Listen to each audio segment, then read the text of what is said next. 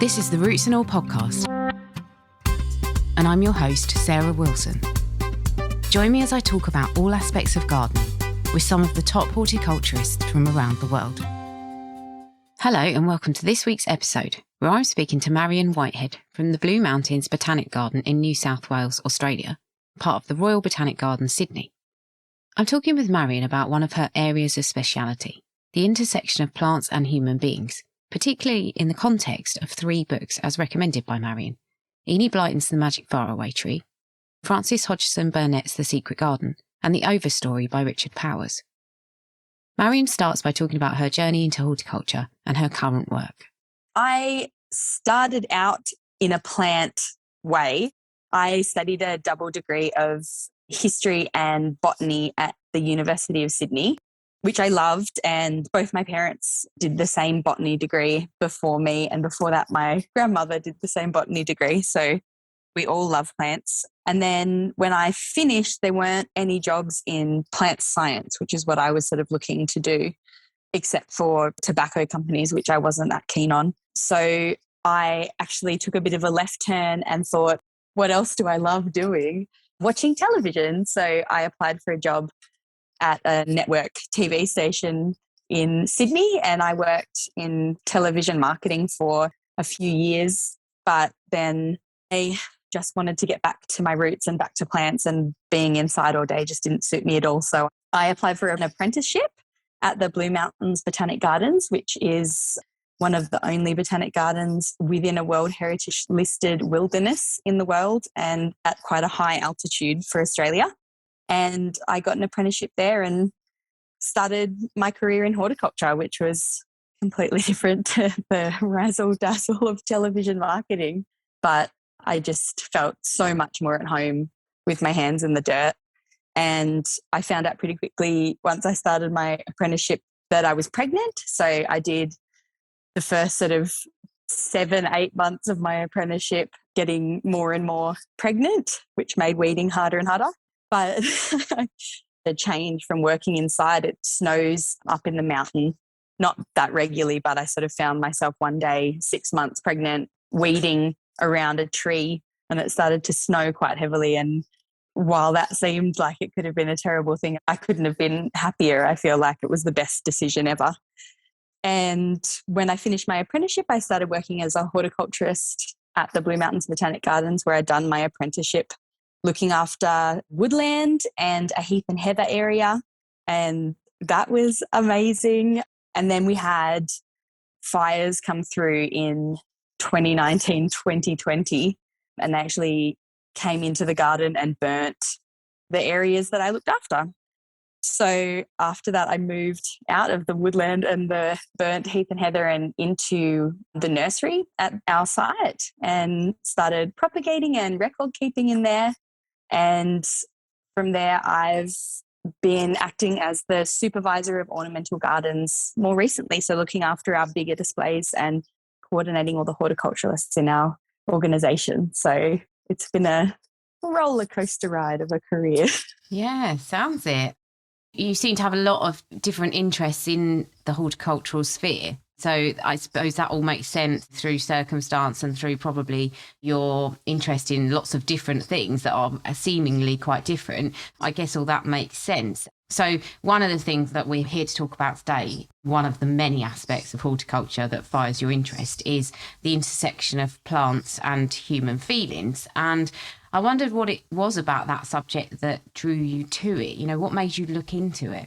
The thing that I love when you talk to people about horticulture, whether or not they are a professional gardener or a home gardener, or they just like plants, is that everyone seems to have one or two particular stories about a plant or a moment in nature that really drew them into it. So my big thing was sweet peas. My grandmother and grandfather used to grow them, and they bloom at my birthday. And so sweet peas my whole life have smelt like my birthday, and are consequently my favourite flower. And anyone I ask about why they like plants, it's very rarely an adaptation that the plant has or something scientific about it, but it's something emotional that they think of when they see a particular plant. So I love knowing those stories. I like the stories behind plants, and I like people's personal stories behind plants. When we were communicating pre-interview, it was recommended that I look into 3 books that have particular resonance for you in this area of interest. One of them was Magic Faraway Tree, which was my favourite book growing up. So I was delighted to actually get hold of a copy of that and reread it. And I got the original edition that I had when I was a kid. So I got properly transported back. And I was interested rereading it because I thought, although the tree, the Magic Faraway Tree itself, is a central character in the book, in retrospect, it seems fairly inanimate. You know, it's kind of like somewhere where people live and they climb up it and things happen around the tree. Is the tree the important bit in that book? And if so, do you think that it does provoke emotion? I think it does. Look, I feel often plants, they create a sense of place and they create a mood and a feeling that you don't get in a built environment. And that was always, I think, the thing with the Magic Faraway Tree. While it was like Silky and Moonface and the Saucepan Man, who were the really bright, bubbly characters in it, the Faraway Tree itself, for me, just held such a mystique. The way that it grew different fruits on different boughs and it took you to different places is so analogous for me to so many plants that I see in the garden in which I work and gardens I visit, but also out in the bush up here in the Blue Mountains where I live, that they set a mood and a feeling which can't be matched by anything man-made, I think. Which leads nicely on to another observation that I had reading the book, which was that in the book, plants seem to have a dual role. Those in the vegetable garden kind of evoke drudgery and punishment because the children have to do chores. You know, they can't go to the enchanted forest until they've done the chores that need to be performed in the garden. So it's almost like a form of punishment. And yet the forest, on the other hand, just provides magically. You know, there's food to be gained for free. But I felt that it always came at a price. So, you know, with the good experiences, there are bad. And it seemed very sort of yin and yang. The forest could be raw and brutal and it could teach lessons, but then it could reward much more than your vegetable garden could. And so do you think there's maybe a suggestion that wild plants are more emotionally provocative than cultivated ones? That's a hard one. Look, I think they evoke different emotions, wild plants and cultivated ones. I was thinking about this and I was thinking about, I watched a film on Netflix recently. I can't remember what it was called, but I think it was In the Tall Grass. And I was thinking about how corn and tall crops are always used as this really scary backdrop in a lot of horror films, like Children of the Corn.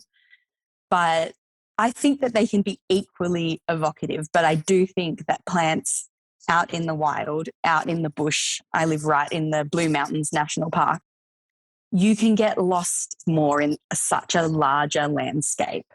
But it makes you think as well when you said that there's the yin and the yang. With the bushfires that I mentioned before that we had in 2019, 2020, I'm a trail runner as well. So I run out my back door and into this World Heritage wilderness, huge eucalypts and big old angophras, and in the winter, just amazing terrestrial orchids and heathlands, and it's stunning. And when these fires came through, I was watching the bushland that I can see from my house and I was thinking, please don't burn. I didn't care about my house, but I didn't want to see these places that I love, this bushland that I know every tree intimately, burn. And inevitably it did, because 80% of the national park that I live in burnt. And so the first run out into this just scorched, transformed version of the bushland that I knew was so devastating, but also so interesting to see how different it could be. And it made me appreciate what I had. And then in a cyclical way, because a lot of the plants here are used to fire, not fire that intense, but they're used to fire. So they have lignotubers and things reshot very quickly. Within 2 weeks, there were strangely tree ferns and drosera growing in puddles and gum trees resprouting from their trunks. So I think there's more in wild plants to evoke things from you. But cultivated ones, wherever you can get your emotional fix, I think, with plants. That's what it is. Yeah, because actually when you said that, I thought about, I was watching an episode of The Walking Dead recently and somebody sheltered in a cornfield. And actually a cornfield is like a forest, but on a smaller level. So I suppose even if you are reading plants at a cultivated level, they're still getting to you on a level that is maybe more primeval. Absolutely. I think as well, there's something really eerie, and I think it's why cornfields are used all the time, about sort of a monoculture of something that's lined up all in rows and it moves as one big sort of beast. I think that's what it is. I love so many films with scary corn in them. If you start thinking about it, you'll think of all the movies where corn is scary. That's very true, actually. I'm going to look out for it now. Regarding The Secret Garden, which was another one of the books that you suggested having a look through, again, I'd read it before, but I listened to the audiobook, and it struck me how the garden was healing. So obviously we're talking about plants and emotion, but it was quite interesting that the garden seemed to be healing physically as much as emotionally. Do you think that was the case? Oh, I definitely think that was the case. I have a whole interest in the way that plants and the greater landscape around us not only shapes our emotions, but also can shape our physicality as well. Going back to the trail running that I do out in the bushland here, I've thought about it so much about how plants can affect our physical form. And one of them, again, going back to bushfires, was there is a big slope that I always run down, a big canyon that I run into. And I forgot that the bushfires had happened, and I forgot that the entire canopy, what is like usually an evergreen forest, essentially was burnt. And consequently, I didn't put any sun cream on and I got sunburnt. And I thought how basically the plants had affected the melanin in my skin, and we're breathing in the oxygen that they're producing and we're giving them carbon dioxide. I think there's so much interplay between our bodies and plants. And I think that they absolutely emotionally have the ability to heal us, but obviously with herbs and those sort of things, they physically do as well. Another thing that struck me was how the garden was working to heal everybody in the book in different ways. So it almost felt like the garden was responding to their individual needs. And I wondered if you thought, do people instinctively find or seek out what they need in a garden in order to get better or to change whatever it is they need to work on?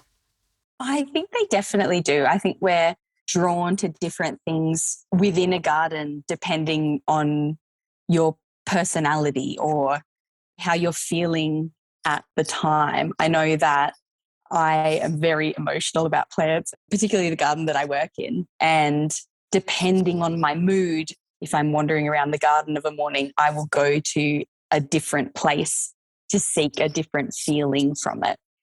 So I just read The Woodlanders by Thomas Hardy.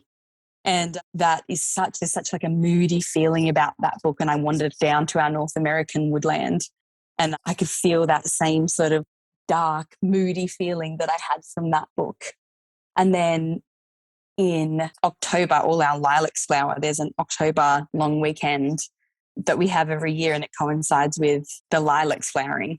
And they're something that I seek out when I want to be in that long weekend excited mood. And the scent of them to me just says that I'm going to have 4 days off.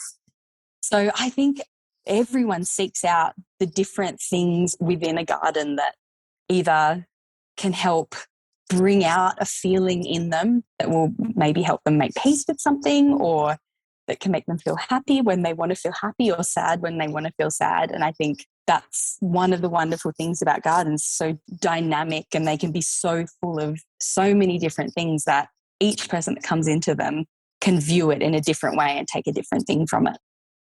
That is so interesting to think about. If you're regularly in a garden, you will know that one day you'll be drawn to doing something. It's not always dependent on what actually needs doing. Sometimes you just feel like being in a certain area or doing a certain thing. So if we could all just take a moment and think about what area we're drawn to and why that might be, that's really an interesting concept. And it's a concept that we certainly wouldn't have a word for, which kind of brings me on to another thing that I was thinking about reading these books, which is that there seems to be a lot of unsaid things and instinctual actions around the human connection to plants. We hint at it. quite often in magical or scientific terms, and they don't quite fit the bill. And it made me think, do we have the language to describe our relationship to plants? And have we ever had that language? I don't think so. I write a lot of poetry about plants and gardens and the things that I see when I'm out running. And it's a struggle to find a way to explain the different ways that plants make me feel. I've tried very hard, and it's actually, I have an app on my phone that gives me a new word every day. And it's genuinely something that I think every time a new word comes up, like, is that something that can describe a particular feeling? One of my favorite displays at our garden is the North American springtime ephemerals, so trilliums and sanguinarias and hepaticas. And I was trying to write a sonnet about those, and I get a feeling that's inside me, like it's somewhere behind my solar plexus, the way that I feel about them. And I just don't think that there are words to describe it, because maybe our connection with plants, it goes back to before people existed. We've always existed alongside plants. So I think a lot of the feelings that we have to them and the connections we have to them are just inherent in us, and there might not be a way to adequately describe how we feel about them and how we're connected to them. But I try. You might have to start up your whole new language to do it. I think so. Lots of like hushing and whooshing. And the third book that you recommended was The Overstory, which again, I hadn't read, but I'd listened to the audiobook of it, and I'm almost at the end of re-listening to it. And I was thinking, obviously, you've experienced the effects of climate, and that's a central theme to the book, and also environmentalism. And I thought, well, are plants losing their power to connect with us emotionally, or vice versa, given our detachment from nature? And one of the things that made me think that was there's a disease mentioned in the book of chestnut trees, which sweeps America. And it's not dissimilar to other plant diseases such as Dutch elm disease, or there's, ash dieback in the UK. And they have caused large scale changes to a landscape. And it could be quite fanciful, but it did make me think, might actually these things, these dramatic changes that are brought about on plants and within plants, it's almost like the trees are shouting at us going, hello, look what you're doing. Because the chestnut disease in the book was caused by the importation of something that brought the disease in with it, which then escaped out into the kind of wider environment in the US. Do you think that could be the case, or does that just sound very pie in the sky? I don't think so. Like, firstly, I work with an arborist who would be very unimpressed to ever hear me anthropomorphizing trees. But I think you were talking about the connection and if we're losing connection with plants. And I think, firstly, yes, it definitely is, them saying, help, keep an eye out. If nothing else, it's a great cry to increase hygiene and importation and quarantine. But even just perceiving those sort of things as a cry for help is a great way to enamor people to plants when they aren't necessarily always interested in plants. I mean, that's one of the things I see at a botanic garden. And one of the things that you're always trying to do at a botanic garden is to engage people with plants. And that tends to be the thing that engages people with plants, particularly children, the most, is anthropomorphizing them, giving them those human traits. So I have 2 little boys, and when it's daffodil season, the daffodil display at work has hundreds of daffodil cultivars in it. And we like to go through them and decide what the different personalities of the different cultivars are. So if it's a little group of naughty children or a very stern old ladies, or if one of them is up to trouble and has taken something from someone else and tried to run away, when it's a lone cultivar of a daffodil sitting out amongst a different group. So I think absolutely I like to imagine that trees and plants are telling us things all the time. Whether or not that's true, I'm not sure, but I like to think it is. If people wanted to make people think about their connection to plants, or sort of spread the word about how amazing it is once you do connect with plants, and that there is a kind of discourse between humans and plants, if you wanted to encourage people to do that, or maybe suggest to people how they could get other people more involved with plants, what would be your top tip? I think it's literally just striking up conversations with people. The thing that I always find is, what was your earliest memory of a plant? Or I always like to ask people what personality they think a plant would have. But I think just that's the best way to engage people with plants, children as well. How does this plant make you feel? How does that smell make you feel? Those sort of questions. It's just fun to talk about plants. And I think if you yourself are enthusiastic about a plant and the natural world at large, being enthusiastic about it and being excited about something, people always want to talk to you about it. I really love the idea that we may be drawn to certain parts of the garden and specific tasks depending on our emotional state. There were so many interesting things to emerge from our chat, so thank you very much to Marion for being a guest, and thank you to you for listening. I've included links to the books we spoke about so that you can purchase them from my bookshop.org storefront should you so wish, and I will get a tiny commission, as will your local bookstore if you buy through there. I haven't linked to the Enid Blyton book, as I note the newer editions have changed the names of some of the characters, and frankly, I don't think there's anything wrong with having a Dick and Fanny in the magic Faraway tree, so I can't support this sort of redaction. Here's Dr. Ian Bedford talking about a feature of bugs that we may not wish to become acquainted with too closely. One of the most effective weapons known to be used by around 100,000 different species of animals worldwide is venom, a massively diverse range of organic toxins that animals can deploy for both defence and attack. Toxins that over millions of years have become highly effective cocktails that will deliver pain, paralysis or death to their specific targets. Yet only during recent years has science gained the ability to study the complexity of biological chemistry and begin understanding the workings of nature's toxins, highlighting them as a virtually untapped resource for discovering new active ingredients and developing innovative new products in areas such as health and crop protection. And from what we now know about toxins within the animal kingdom, the most diverse and largest number of venomous species are found amongst the invertebrates. And whilst the venom of species that we coexist with, such as the honeybee, has been well studied, so much remains to be understood about the toxins from most other venomous invertebrates on Earth. Incredibly powerful, precise toxins, such as those of the pompilid wasps that paralyse tarantulas, the red velvet ant that supposedly will kill a cow, and the executioner wasp, delivering the most painful stings of any other creature on Earth.